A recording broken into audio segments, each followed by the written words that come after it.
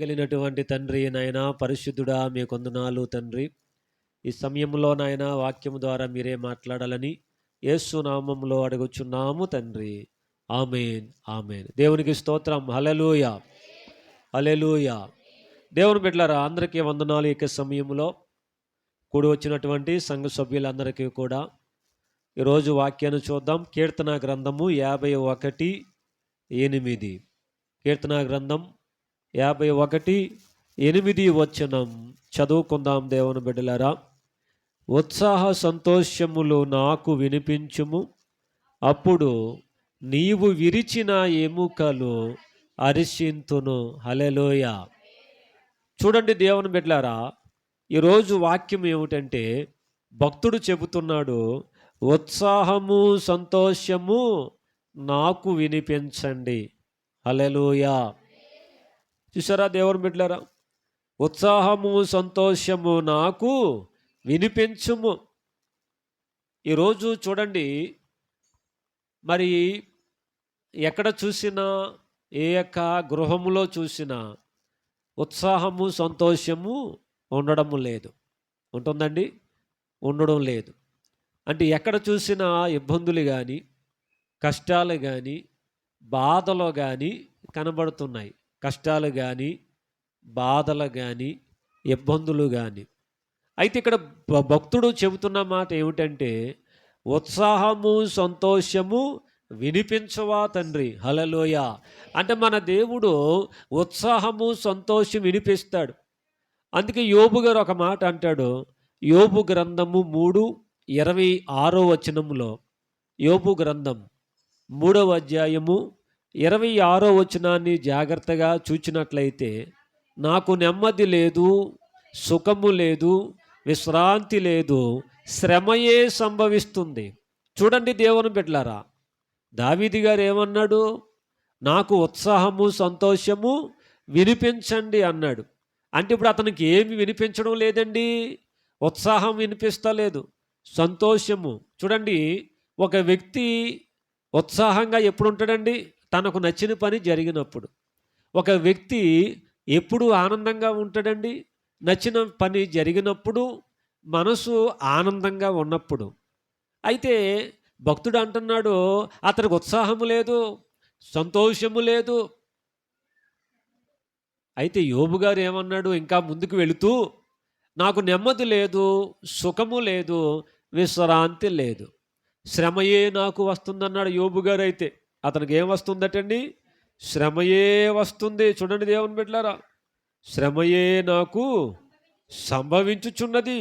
చూడండి, అతని జీవితంలో శ్రమలు అతనికి సంభవిస్తూ ఉన్నాయి. దేవుని బిడ్డలారా, అతని జీవితంలో బాధలు సంభవిస్తున్నాయని అతను చెబుతూ ఉన్నాడు. అందుకే యెషయా గ్రంథంలో కూడా ఒక మాట ఉంటుంది, ఆనంద స్వరము, పెళ్లి కుమారుని స్వరము వినబడకపోయినని ఉంటుంది. పెళ్లి కుమారుని స్వరం అంట, ఆనంద స్వరము వినబడలేదు. చూడండి దేవుని బిడ్డలారా, ఎందుకు ఈ దినాన మనిషి తన జీవితంలో ఉత్సాహాన్ని సంతోషాన్ని కోల్పోతూ ఉన్నాడు? శ్రమలు, ఇబ్బందులు ఇవన్నీ కలుగుతూ ఉన్నాయంటే, ప్రభు బిడ్డలారా, ఇక్కడ జాగ్రత్తగా మనము చూచినట్లయితే, కీర్తనలు 38:3 వచనాన్ని జాగ్రత్తగా చూచినట్లయితే, నీ కోపాగ్ని వలన ఆరోగ్యము నా శరీరము విడిచిపోయెను, నా పాపమును బట్టి నా ఎముకలలో స్వస్థత లేదు. చూడండి, ఎందుకంట మనిషికి ఉత్సాహము లేదు, సంతోషము లేదంటే, ఒక్కోసారి మనిషి తన జీవితంలో పాపములు ఏలుబడి చేస్తూ ఉండవచ్చు. మనిషి తన జీవితంలో శాపాలు ఏలుబడి చేస్తూ ఉన్నాయేమో. అందుకే దావీదు గారు చూడండి, దీనివలన దేవుని యొక్క కోపము ఆ వ్యక్తుల మీద పడతా ఉంటుంది. దేవుని యొక్క ఉగ్రత ఆ వ్యక్తుల మీద పడతా ఉంటుంది. అందుకే భక్తుడు అంటున్నాడు 38 కీర్తన 3వ వచనంలో, నీ కోపము వలన నా ఆరోగ్యము నా శరీరమును విడిచిపోయెను. ఎవరి కోపం అంటండి? నీ కోపము వలన, నీ కోపాగ్ని వలన నా యొక్క ఆరోగ్యము నన్ను విడిచి పోయింది. చూడండి దేవుని బిడ్డలారా, ఎందుకు దేవునికి కోపం కలిగిందని మనం జాగ్రత్తగా చూస్తే, మనుషుడు రకరకాల పాపాల్లోనికి పడిపోతున్నాడు. చూడండి దేవుని బిడ్డలారా, మరి యెషయా గ్రంథము 57వ అధ్యాయము 17వ వచనంలో ఎందుకు దేవుని ఉగ్రత వారి మీద పడతా ఉందంటే, వారి లోపం వలన కలిగిన దోషమును బట్టి నేను ఆగ్రహపడి వారిని కొట్టి తిని, నేను నా ముఖము మరుగు చేసుకొని కోపించి తిని, వారు తిరుగుబడి తమకిష్టమైన మార్గమందు నడుచుచు. ఎందుకు దేవుని కోపం మీద పడతా ఉందయ్యా?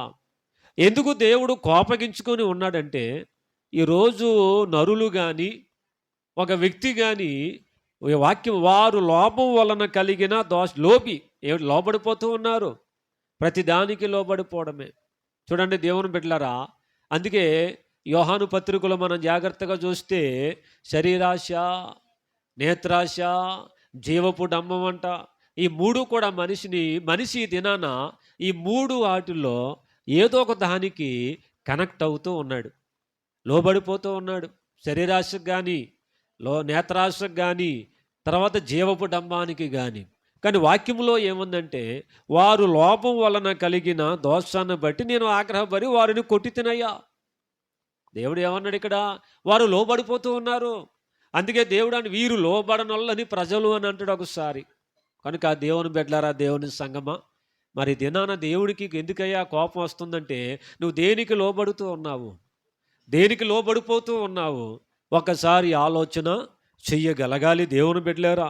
చూడండి దేవుని బిడ్డలారా, మరి ఇక్కడ దీని వలన మరి ఏమి కలుగుతుంది అని మనం జాగ్రత్తగా మరి చూచినట్లయితే, ప్రభు బిడ్డలారా, ప్రభు యొక్క సంగమా, చూడండి ఇక్కడ దీని వలన మనుషులు తమ జీవితంలో సమస్తాన్ని కోల్పోతున్నారు. మరి అప్పుడు ఏం చెయ్యాలంటే దేవుని బిడ్డలారా, భక్తుడు ఏమన్నాడు? ఇందా చదువుకున్న వచ్చిన 51:8 కీర్తనా గ్రంథంలో, ఉత్సాహము సంతోషం వినిపించుము. ఇవి ఎందుకు దూరం అయ్యాయి అంటే, మనుషులు చేసిన అపరాధాలు బట్టి, మనుషుడు కలిగి ఉన్న లోపాలు బట్టి ఒక్కొక్క దానికి లోబడిపోతూ ఉన్నాడు గనుక. మరి అయితే ఇందులోంచి మనం బయటికి రావాలంటే ఏమి చెయ్యాలంటే వాక్యంలో ఒక మాట ఉంది దేవుని బిడ్డలారా. ఇక్కడ చక్కని మాట, యోబు గ్రంథము 5:17 వచనములో, దేవుడు గద్దించు మనుష్యుడు ధన్యుడు, కాబట్టి సర్వశక్తుడగు దేవుని శిక్షను తృణీకరించవద్దు. హల్లెలూయా. చూడండి దేవుని బిడ్డలారా, ఒకవేళ దేవుని యొక్క ఉగ్రతలో ఉన్నావేమో, దేవుని యొక్క ఆగ్రహములో ఉన్నావేమో, అయితే దిగులు పడొద్దు, బాధపడొద్దు. వాక్యంలో ఏముందంటే, దేవుడు గద్దించు మనుష్యుడు ధన్యుడు. ఏమిటండి? ఒకవేళ దేవుడు గద్దిస్తూ ఉన్నాడా? దేవుడు గద్దించు మనుష్యుడు ధన్యుడు, కాబట్టి సర్వశక్తుడగు దేవుని శిక్షను తునీకరించవద్దు. 18వ వచనములో చూడండి, ఆయన గొప్పతనము చూస్తే, ఆయన గాయపరచి గాయమును కట్టును, ఆయన గాయమును చేయును, ఆయన చేతులే స్వస్థపరచును. హల్లెలూయా. 18వ వచనం అండి. ఆయన గాయపరిచి గాయమును కడతాడటండి. హల్లెలూయా. మన దేవుడు ఒక డాక్టర్ లాంటి వాడండి, పరమ డాక్టర్ అంటాం. హల్లెలూయా. ఆయన గొప్పతనం ఏంటంటే, గొప్ప డాక్టర్ ఆయన, పరమ డాక్టర్. దేవుని బిడ్డలారా, ఆయన గాయం వచ్చినా నీకు, ఆయన వల్ల నీకు ఉగ్రత కలిగిన, నువ్వు ఇబ్బందులు పాలవుతున్నా, దేవుడట కట్టువాడు దేవుడు. హల్లెలూయా. అందుకు ఒక పాట ఉంది, గుండె చెదరిన వారిని బాగు చేసేవాడట. హల్లెలూయా. చక్కని పాట ఉంది, గుండె చెదరిన వారిని బాగు చేసేవాడట. హల్లెలూయా. వారి గాయములన్నీ కట్టువాడు ఆయనే. హల్లెలూయా. కనుక దేవుని బిడ్డలారా, దేవుని సంగమా, అందుకే చూడండి ఇక్కడ దేవుని బిడ్డలారా, దేవాది దేవుడు చెబుతున్న మాట ఇక్కడ మనము జాగ్రత్తగా మనము చూచినట్లయితే దేవుని బిడ్డలారా, దేవుడు అటండి. మరి అందుకే ఇక్కడ చూడండి, దేవుడు 57వ అధ్యాయము యెషయా గ్రంథం 16వ వచనంలో, దేవుని ఎందుకు మనం స్తుతించాలి, ఎందుకు ఆయన కోపంలో ఉన్నా సరే మనం సేవించాలంటే, నేను నిత్యము పోరాడువాడను కాదు, ఎల్లప్పుడూ కోపగించుకునేవాడును కాదు, అలాగుండిన ఎడలా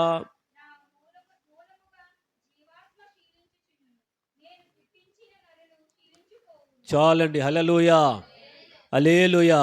చూడండి ఇక్కడ వాక్యం ఏముంది? ఇక్కడ నేను నిత్యము పోరాడువాడను కాదు. దేవుడే చెబుతున్నాడు, పోరాడేవాడును కాదు. మీ పాపాల బట్టి ఎప్పుడు కూడా నేను మీ మీద శిక్షణ వేసేవాడును కాదు.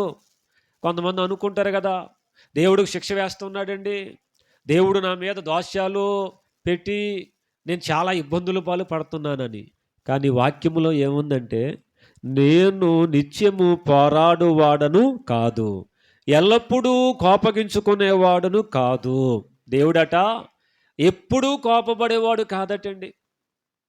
ఎప్పుడు కాదట. ఆయనలో దయ ఉన్నది, ఆయనలో కనికరం ఉన్నది. ఒకవేళ అలాగుండిన ఎడలా నేను నిత్యము పోరాడినా, కోపగించుకున్నా, నా మూలముగా పుట్టిన జీవాత్మ క్షీణించిపోతుంది. నరులు ఏమవుతారు? చనిపోతారు. అందుకే దేవుడు మరి ఎక్కువగా కోపపడిన మనము మట్టివారమని దేవునికి తెలుసటండి. హల్లెలూయా. మనము మట్టివారమని దేవునికి తెలుసు, వారమని దేవునికి తెలుసు. అయితే దేవుడు నిన్ను సరిచేసి ఒక మార్గములో పెట్టేవారికే దేవుడు నిన్ను నడిపిస్తాడు. అలాగని దేవుడికి అంత మాత్రం దూరం అవ్వకూడదు. ఆ శిక్షలో ఉన్నా, దేవుని యొక్క ఉగ్రతలో ఉన్నా ఏం చేయాలి? ఇక్కడ దేవునికి ఎల్లప్పుడూ ప్రార్థన చేస్తూ ఈ వాక్యాన్ని బట్టి ఏం చేయాలి? ప్రభువుని మనం ఏం చేయాలంటే మరి స్తుతించగలగాలి. ప్రభువుని మనం ఏం చేయాలటండి? స్తుతించగలగాలి. ఈ వాక్యాన్ని బట్టి ప్రభువును మనము సేవించగలగాలి. అందుకే చూడండి, దేవుని బిడ్డలారా, యెషయా గ్రంథం 35వ అధ్యాయం 10వ వచనంలో, యెషయా గ్రంథం 35వ అధ్యాయము 10వ వచనంలో జాగ్రత్తగా చూచినట్లయితే చూడండి, 35:10 యెషయా గ్రంథం 35:10 వచనం.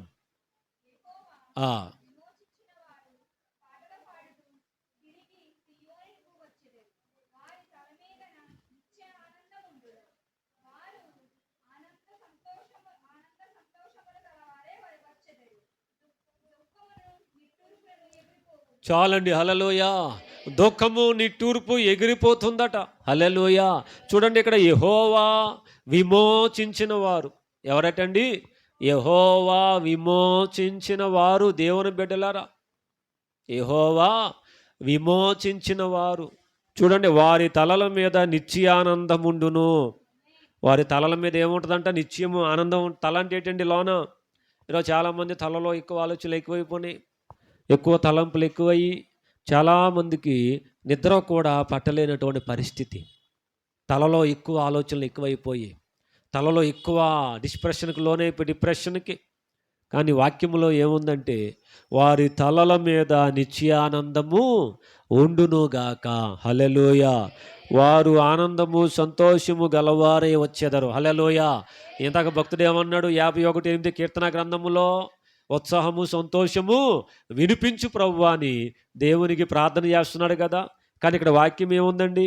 ఆనందము సంతోషములు గలవారై వచ్చెదరు, దుఃఖమును నిట్టూర్పును ఎగిరిపోవును. హల్లెలూయా. ఎగిరిపోతాయట దేవుని బిడ్డలారా. యోబు గారు ఏమన్నాడు? శ్రమ, విశ్రాంతి లేదు, నెమ్మది లేదు, నాకు సుఖము లేదన్న వ్యక్తి. అయితే ఇక్కడ ఈ వచనాలు జాగ్రత్తగా చూస్తే దేవుడు అట వీటన్నిటినీ తొలగించేవాడండి. హల్లెలూయా. అందుకే చూడండి, కీర్తన గ్రంథం 126:5 వచనంలో దేవుని బిడ్డలారా, కీర్తన గ్రంథం 126:5 వచనంలో, కన్నీళ్లు విడుచుచూ విత్తువారు సంతోష గానముతో పంట కోసెదరు. హల్లెలూయా. ఈరోజు కన్నీటితో నువ్వు జీవిస్తున్నావా? కన్నీటితో నీ బ్రతుకు యాత్ర ముందుకు వెళుతుందా? కన్నీటితో నువ్వు ప్రార్థన చేయి దేవుని బిడ్డలారా. కన్నీరుతో నువ్వు ప్రార్థన చేసినప్పుడు అంట, కన్నీటితో విడుచుచూ విత్తువాడు, కన్నీరుతో నువ్వు ప్రార్థన చేసేవాడంట సంతోష గానాలతో పంట కోసెదవట. హల్లెలూయా. హల్లెలూయా. చూడండి, అందులో 6వ వచనము, పిడికెడి విత్తనాలు చేత పట్టుకొని ఏడ్చుచూ పోవు విత్తువాడు సంతోష గానము చేయొచ్చు పానాలు మోసుకొని వచ్చును. హల్లెలూయా. ఆ పిడికిడి విత్తనాలే పట్టుకున్నాడు. ఆ పిడికిడే ఉన్నాయి, అంత మించి ఎక్కువ లేవా? కానీ ఆ విత్తనాలు పట్టుకొని దేవుని బిడ్డలారా ఏడ్చుచూ పోవుతూ విత్తువాడట సంతోష గాన పనలు మోసుకొని వస్తారట. హల్లెలూయా. అందుకే యోబు గారు అంటారు, మొదట నీకు కొంచెమే ఉన్నను, తుదకు నీవు మహావృద్ధి పొందెదవు. హల్లెలూయా. యోబు గారు పలికిన మాట, కొంచెమే నీకు మొదట ఉన్నా, తుదకు నీవు మహావృద్ధి పొందుతావు, మహాభివృద్ధి పొందుతావు. హల్లెలూయా. అందుకే చూడండి, మత్తయి సువార్త 5వ అధ్యాయము 4వ వచనములో, దుఃఖపడువారు ధన్యులు, వారు ఓదార్చబడుదురు. హల్లెలూయా. ఎవరటండి? దుఃఖపడువారు ధన్యులు, వారు ఆదార్చబడతారట. ఈరోజు దుఃఖములో ఉన్నావా? దావీదు గారు అన్నట్టుగా సంతోషం లేదండి, ఆనందం అనేది లేకుండా ఉందండి, నాకు ఆనందమే విని విని చాలా కాలమైంది అనుకోవచ్చు నువ్వు. కానీ ఇక్కడ దుఃఖపడేవారు ధన్యులు, వారు ఆదార్చబడుదురు. హల్లెలూయా, హల్లెలూయా. కనుక దేవుని బిడ్డలారా, దేవుని యొక్క సంగమా, అప్పుడు ఇటు రీతిగా ప్రభువులు వారి యొక్క గొప్ప కార్యం. అందుకు చూడండి, కీర్తన గ్రంథం 30వ అధ్యాయము 11వ వచనాన్ని జాగ్రత్తగా చూచినట్లయితే, కీర్తనా గ్రంథం 30:11 వచనం.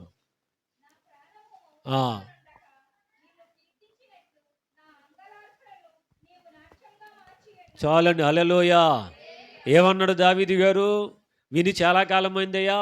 ఏమన్నాడండి? ఉత్సాహము సంతోషము విని నాకు వినిపించు అన్నాడు.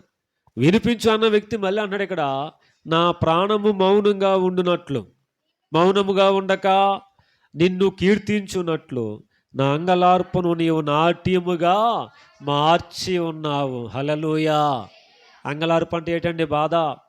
అంగలార్పు అంటే ఏంటండి? వేదన, శ్రమ, తర్వాత దుఃఖము, చెప్పుకోలేని సమస్యలు. భక్తుడు అంటున్నాడు, నా అంగలార్పును అంటే చెప్పుకోలేని బాధని సంతోషముగా మార్చావు. హల్లెలూయా. సంతోషం కాదక్కడ, నాట్యముగా మార్చావు. హల్లెలూయా. చూడండి, ఒక వ్యక్తి దుఃఖంతో ఉన్నాడు, ఒక వ్యక్తి బాధతో ఉన్నాడు, ఒక వ్యక్తి చాలా దుఃఖసాగరములు ఉన్నాడు. నాట్యం ఆడతాడండి? డ్యాన్స్ వేస్తాడా? డ్యాన్స్ ఎప్పుడు వేస్తాడో? అతనికి ఏ బాధలు లేనప్పుడు. ఎప్పుడు నాట్యం ఆడతారు? ఏ బాధలు ఏ చింతలు లేనప్పుడు. అప్పుడు చక్కగా వారు ఏం చేస్తారు? నాట్యం ఆడతారట. అందుకే దావీదు గారు అన్నాడు, నా ప్రాణము మౌనంగా ఉండక నిన్ను కీర్తించున్నట్లు నా అంగలార్పును నీవు నాట్యముగా మార్చి ఉన్నావు. హల్లెలూయా, హల్లెలూయా. కనుక దేవుడు, అందుకే భక్తుడు మరొక మాట అంటున్నాడు. చూడండి ఇక్కడ దేవుని బిడ్డలారా, అందుకే భక్తుడు ఇక్కడ మరొక మాట అంటున్నాడు. హోషేయ గ్రంథం 6వ అధ్యాయము, దేవుని బిడ్డలారా, కీర్తనా గ్రంథం, దేవుని బిడ్డలారా, 119:82 వచనం. 119:82 వచనం, కీర్తనా గ్రంథం. నన్ను ఎప్పుడు ఆదరించదవోనని నా కన్నులు నీవిచ్చిన మాట కొరకు కనిపెట్టి క్షీణించుచున్నవి. హల్లెలూయా, హల్లెలూయా. చూడండి దేవుని బిడ్డలారా, భక్తుడు సెలవిస్తుంది, నన్ను ఎప్పుడు నీవు ఆదరించదవోనని, నన్ను ఎప్పుడు నీవు ఆదరించదవోనని. చూడండి దేవుని బిడ్డలారా, నా కన్నులు ఏం చేస్తున్నాయటండి? నీవిచ్చిన మాట కొరకు కనిపెట్టి క్షీణించుచూ ఉన్నాయి. హల్లెలూయా. కనుక దేవుని బిడ్డలారా, దేవుని సంగమా, ఈరోజు మూలవాక్యం ఏమిటంటే 51:8 వచనంలో, ఉత్సాహము సంతోషము నాకు వినిపించుము. తర్వాత అండి, అప్పుడు నీవు విరిచిన ఎముకలు హర్షించును, ఆనందపడతాయట. హల్లెలూయా. ఎముకలు ఆనందపడతాయి. చూడండి దేవుని బిడ్డలారా, ఒకసారి యెహెజ్కేలు గ్రంథంలో 37వ అధ్యాయంలో ఎముకలు ఉంటాయి. ఒక లోయలో ఏముంటాయండి? అనేకమైన ఎముకలు ఉంటాయి. అయితే దేవుడు అంటాడు యెహెజ్కేలుతో, యెహెజ్కేలు అవి బ్రతకగలవా అంటాడు. ఎవరినండి? ఆ ఎముకలు. ఎముకలు అంటే ఏంటమ్మా? ఎండిపోయాయి, ఎవరికి ఉపయోగపడవు ఇంకా, అవి ఒక పెద్ద లోయలో ఉన్నాయి.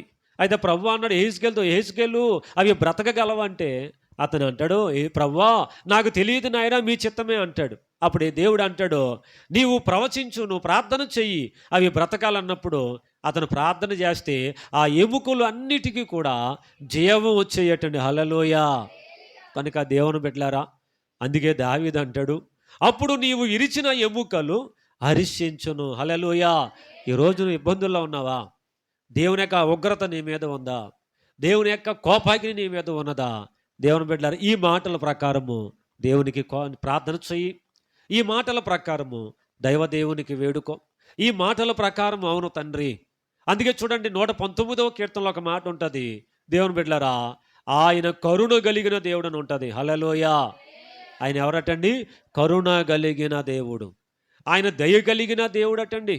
కనుక అటువంటి గొప్ప దేవునికి మనము మొరపెట్టినప్పుడు, అటువంటి ఉన్నతమైన దేవునికి ప్రార్థించినప్పుడు, మొరపెట్టినప్పుడు, ప్రార్థించినప్పుడు తప్పకుండా దేవుడు తన కార్యమును జరిగించి, దేవుని బిడ్డలారా, దావీదు అంటున్నాడు కదా, వారి తలల మీద నిత్య ఆనందము ఉండును. హల్లెలూయా.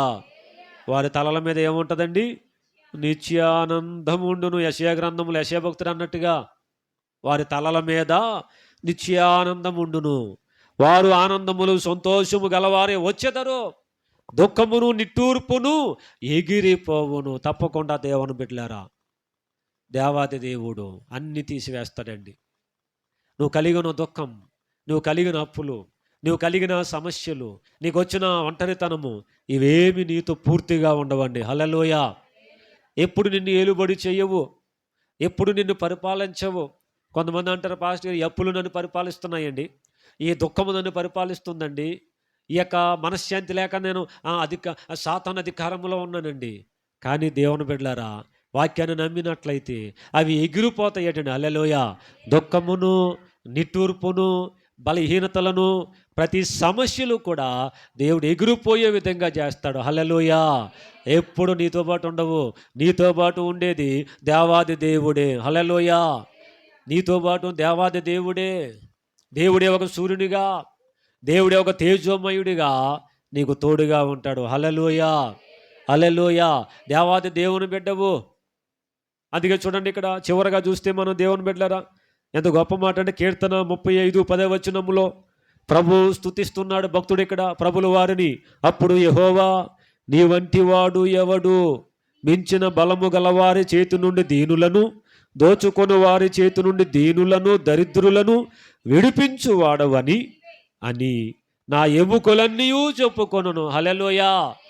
ఏమన్నాడు ఇక్కడ? ఎముకలు ఎందుకు సంతోషపడతాయి, ఎముకలు ఎందుకు హర్షిస్తాయి అంటే, ఇక్కడ దావీదు గారు అంటాడు, ఇక్కడ మించిన బలము గలవారి చేతిలో నుండి, మించిన అంటే నిన్ను మించిపోయిన, నీకంటే బలమైనటువంటి వారి చేతిలో నుంచి, ఒకవేళ నీకంటే బలంగా నీ అప్పులు ఉన్నాయా, నీకంటే బలముగా నీకున్న రోగం ఉందా, నీకంటే బలముగా మనశ్శాంతి లేకుండా ఉన్నావా?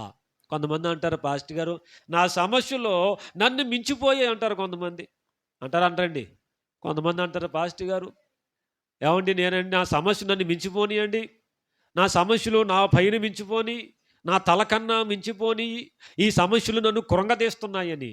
అయితే దావీదు గారు అన్నాడు 35:10 మించిన బలము గలవారి చేతి నుండి, నిన్ను మించిపోయిన సమస్యల నుండి, నిన్ను మించిపోయిన అప్పుల నుండి, నిన్ను మించిపోయిన రోగము నుంచి దేవుడటండి దీనులను, దరిద్రులను విడిపించువాడవు నీవే అని నా ఎముకలన్నీ చెప్పుకొనును. హల్లెలూయా. నా ఎముకలు అన్నీ చెప్పుకుంటాయి. అటువంటి గొప్ప కార్యాలు దేవుడు చేస్తాడు. దేవుని బిడ్డలారా, అందుకే చూడండి, సువార్తల్లో మనం జాగ్రత్తగా చూస్తే ప్రభు అంటాడు భక్తునితో, యెహోవాకు అసాధ్యమైనది ఏదైనా ఉండునా. దేవుని స్తోత్రం. హల్లెలూయా.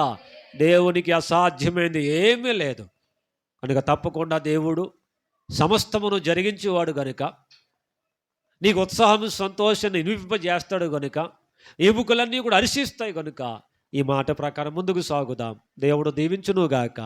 ఆమేన్. అందరు కళ్ళు మూసుకుని ప్రార్థన చేద్దాం. స్తోత్రం, స్తోత్రం, స్తోత్రాలు నాయనా. పరిశుద్ధుడా, నీ కొందనాలు నాయనా. ఎక్కడ ఉన్నను, ఏ ప్రాంతంలో ఉన్నను, ఈ వాక్యాన్ని ప్రకారంగా కళ్ళు మూసుకొని ప్రార్థనలో, అవును ప్రభువా నాయనా, ఈ సమస్యల నుంచి విడిపించు నాయనా, ఇబ్బందుల నుంచి విడిపించు నాయనా, సంతోషమును ఆనందాన్ని వినిపించు నాయనా అని దేవునికి అడిగితే, వాక్యాన్ని బట్టి నువ్వు నమ్మితే దేవుడు కార్యము చేస్తాడు. దయగల తండ్రి నాయనా, పరిశుద్ధుడా, మీ కొందనాలు నాయనా, ఈ సమయంలో నాయనా వెతబడిన మాటలు ప్రభువా ప్రతి ఒక్కరి హృదయాల్లో ఫలింపచేయండి. మా ప్రభుడవు నీవేనని, రక్షకుడవు నీవేనని ప్రభువా బిళ్ళందరినీ దీవించండి. వాక్యపు ఆశీర్వాదము నాయన ప్రతి వారికి దయచేయమని ఈ మనవులు మీకు అప్పగిస్తూ నాయన, మా నాథుడు రక్షకుడు అయినటువంటి యేసు క్రీస్తు వారి పేరట అడిగి వేడుకొని ప్రార్థన చేయుచున్నాము తండ్రి. ఆమేన్. ఆమేన్.